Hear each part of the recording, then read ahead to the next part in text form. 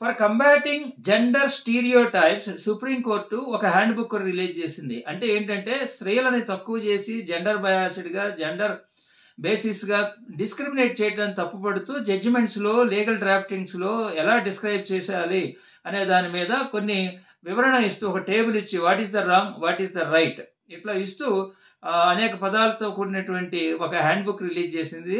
All judges and legal fraternity వీటినే వాడాలి, ఈ పదాలనే వాడాలి. అంటే సపోజ్ మనం పిటిషన్స్ లో కానీ జడ్జిమెంట్స్ లో కానీ వైఫ్ ని డిస్క్రైబ్ చేసేటప్పుడు ఫెయిత్ఫుల్ వైఫ్, డ్యూటీఫుల్ వైఫ్, ఇలాగా ఒబీడియంట్ వైఫ్ అని డిస్క్రైబ్ చేయడం తప్పు. ఎందుకంటే వైఫ్ ఫెయిత్ఫుల్ ఏంటి, ఒబీడియంట్ ఏంటి, ఒకరికి ఎవరికో సబ్సర్వింగ్ గా ఉన్నట్టు డిస్క్రైబ్ చేయడం, అలాగా అనేక రకాలు.